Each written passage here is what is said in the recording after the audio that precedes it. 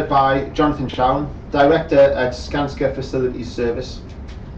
John is an accomplished director with 20 years of experience across the breadth of sectors and service lines in facilities service and construction. John's held full accountability for strategy, business development, customer service, quality and health and safety. As an operations director at Skanska, John oversees a number of large multi-site maintenance contracts. During his career with Skanska, John has successfully led facilities services tender submissions for Papworth Hospital, delivering a clear strategy for achieving a smooth transition from the procurement phase through to the construction and operational stages. John's passion is to develop young people and mentor them as they move through their careers. And Skanska is one of the leading organisations offering work experience, internship and skills development sessions as prizes under the annual Employability Points Scheme. As part of Skanska Facilities Leadership Team, John promotes continuous improvement and innovations across all contracts with a specific focus on quality and customer service. Over to you, Jonathan. I don't have to say now. Well, good afternoon, and thank you for that introduction, Stephen. First of all, delighted to be here. It's a fantastic opportunity for us to share our journey with BIM with you. As Stephen said,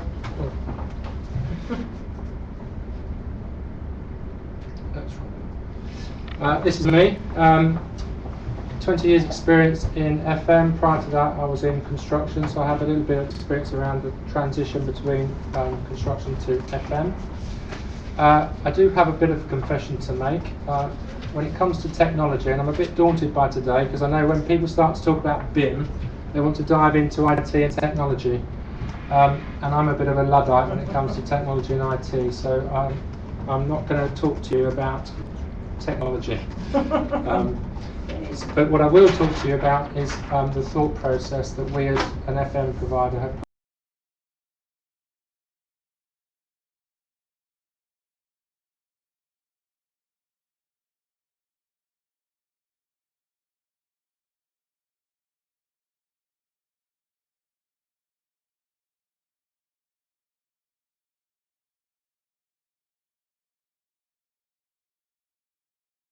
in 2011. We started to think about, well, what does BIM look like for FM, and that's where our kind of journey started. So our approach was to really identify what were the key issues pre-BIM that we faced as an FM organisation. Probably not surprising to most of you, the obvious one is we were not involved early enough, and Deborah's already alluded to that. And we were discovering, and we still discover now when we take on existing estates, that they are never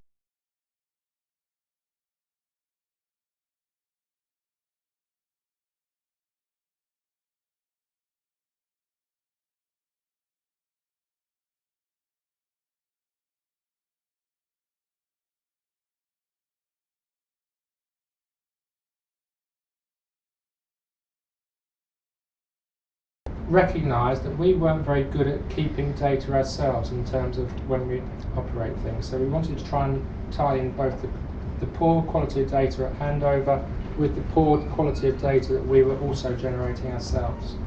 And as also been alluded to is the valuable information around post-occupancy evaluations. So did buildings do what they were supposed to do? What was the actual experience like for the user when they took possession of those environments? And what was the experience like for them from an FM provider? So we're trying to take those two conundrums as our starting point in terms of data quality.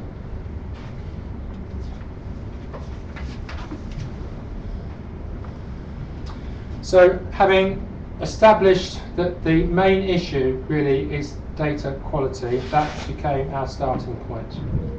And rather than focus on the technology, which is not my forte, as I've already mentioned, is again look at how BIM can help us to address that.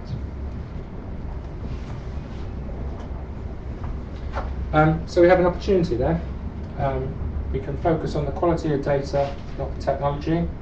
We're all familiar with the phrase rubbish in, rubbish out, so it's important for us to focus on what is important for us as FMs. And I've just picked, there's a lot, but I've just picked out 3 key ones. Those of you that have ever mobilised an FM contract will understand the challenges that they're faced, particularly with poor quality data.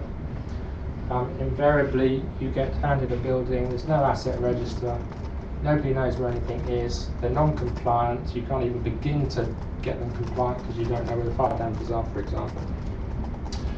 And we also wanted to look at how we improve the quality of data through the life of the asset, so that we could start feeding information into life cycle and then into what buildings look like in the future.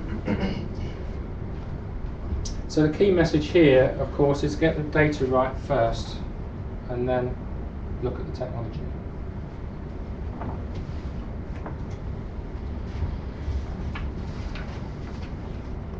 And what I've said here is it starts at the end, and what I mean by that is it starts at the end of the construction period, i.e. PC.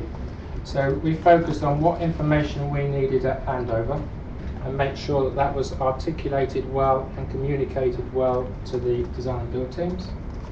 So it's things like asset registers, what format are they in, what information do you need,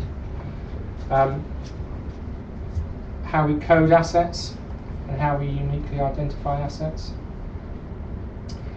And when do we want this information? It's no good getting it the day that you take possession of a building. Ideally, you want to live through the life of that construction process, so that when you get that information, you're familiar with it. And just as importantly, how do you design processes to make sure that through the life of that construction period, you're getting the right information at the right time? So you have to design a workflow type process about how you collaborate with the design and build teams. And then obviously the journey continues then through the operational phase. And again, we have to look at the information that we require through the operation phase. As Deborah mentioned quite succinctly in her presentation, was around it's the FMs that are going to keep this information alive. So it's things around asset histories and performance. I don't think anybody anywhere has a very good asset performance data that can inform designs at this stage. And then again, what processes do we need to implement to ensure that that data becomes relevant and live throughout the life of the project?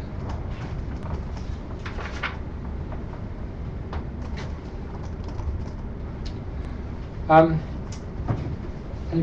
I'm definitely pleased to know, and some of the credit goes to my colleagues that are in the room, is that we have had some successes already in our journey, and that is pretty much down to standardisation. Because we've focused on what information and data we need and introduced the right standards. So for example, we've got standard O&M manual template that we can give to constructors, whether they be Skanska or other constructors. We've got standard asset register templates. We've got standard asset categorisation systems. We have standard asset tagging and coding systems, and we also have standard PPM instruction libraries. So that's all useful, relevant information that we can give to any design team right at day one, or any client comes back. The challenge we have, and again Deborah alluded to this, is how do you then do all of that when it's an existing asset or an existing building? Very difficult, and we've still got that sort of nut to crack. I think part of the answer is about doing full and detailed asset surveys at the outset. But like all things, nobody really wants to pay for that. So that's the challenge. We do have a single CAFM system in our business now, so that everything looks familiar to different people within the organisation.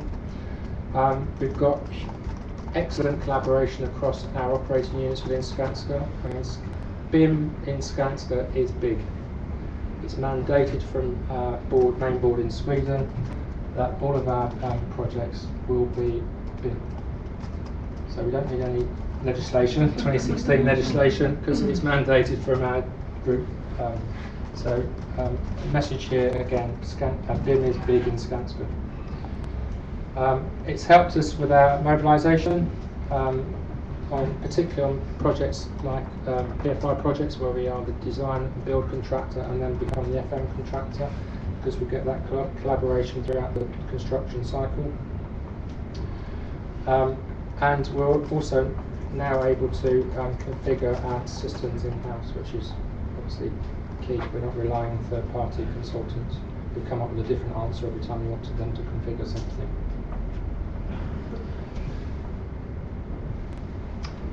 A bit about technology. I promised I wouldn't, but I couldn't resist. So now we've got the right data and the right processes, we are now looking to implement some of the technology to keep this BIM live throughout the operational phase. So it's the introduction of things like tablets, where we can keep data live. We've done that at a Woodlands School project in Essex, which is a PFI contract, and won an award actually for that in BIM. And we're also trialling condition-based maintenance through the ICON 2 project. And that really is about the point that Deborah also raised, was about how we link the BIM model into the CAFM system and back again. And that's, I think, probably the next challenge for this industry and the people in this room, is how we crack that nut.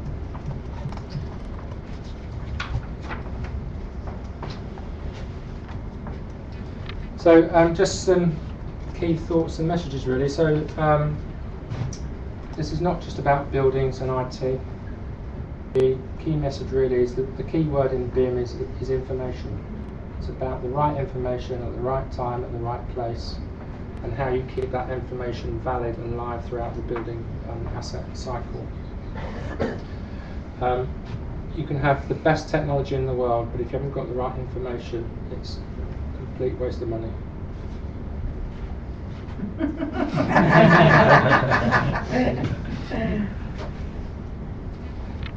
So then you need to think about why you need the information. So my message really was to be clear about that when you're setting out your strategy. So some ideas would be that you want to optimize assets, you want assets to be energy efficient, and ultimately we want to inform the future buildings of the future, so that they are fit for the next generation and beyond.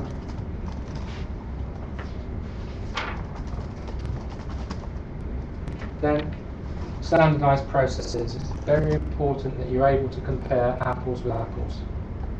So that's one of the reasons why we kind of stuck to that mantra, that whatever we do is going to be consistent right across our business, and where we can feed it into existing assets, and perhaps we still use the same systems and processes to do that. Why? Well, it makes life simple, it's easier to implement, and it's easier to manage. That's the key message there. And some messages for those of you that are about to embark on a similar journey. Expect some of your processes to change, and if you're going to need to change your requirements, then you're going to need to map your processes to meet your needs and not try and fit it the other way around. Clients and designers and constructors have to work and learn together, so collaboration is obviously key. I think Deborah also touched on that in hers earlier. And the other thing, as well as your processes may have to change, so may your technology. It's all too easy to get wedded to a particular system and try to get that system to fit what you're doing, and it doesn't work that way. You have to get your processes right and then get the right technology. You can't do anything, obviously, with the wrong tools. And just one final thought, really. As I said, it's about 10% technology. That's only 10% of the answer.